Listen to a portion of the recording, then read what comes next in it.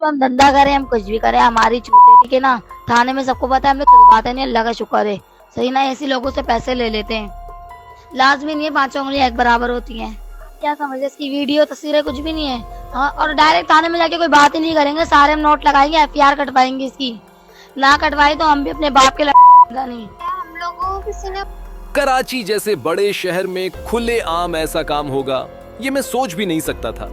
मैंने हमेशा लोगों से सुना था कि नॉर्थ नाजिमाबाद में रात के वक्त कुछ मशकूक सरगर्मियां होती हैं, लेकिन जब मैंने खुद एक वीडियो देखी तो मुझे यकीन हो गया कि वहां वाकई कुछ ऐसा हो रहा है जिसे नजरअंदाज नहीं किया जा सकता। वीडियो में साफ दिखाई देता है कि रात के 3 या 4 बजे के करीब कुछ खवातीन सड़क किनारे खड़ी हैं, गाड़ियां रुकती हैं, लोग आकर बात करते हैं और कुछ देर बाद वो गाड़ियां वहां से चली जाती हैं। ये सब देखकर दिल में एक ही सवाल आता है, आखिर ये सब एक रहायशी इलाके में इतनी आसानी से कैसे मुमकिन है।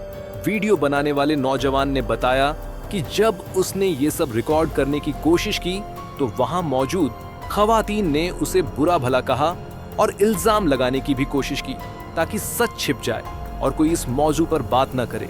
लेकिन अगर कोई चीज वाकई हो रही है तो उसे छुपाने से मसला खत्म नहीं होता बल्कि और बढ़ता है।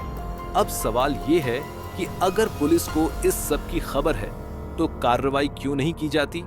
क्या कानून सिर्फ कागजों तक महदूद रह गया है या सब जानते हुए भी खामोशी इख्तियार कर ली गई है? अगर वाकई ऐसा है तो ये खामोशी भी एक जुर्म बन जाती है।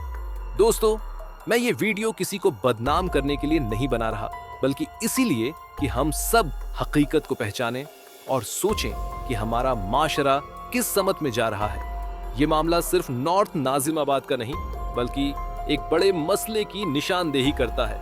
एक ऐसा मसला जिसे हम सबको संजीदगी से लेना चाहिए।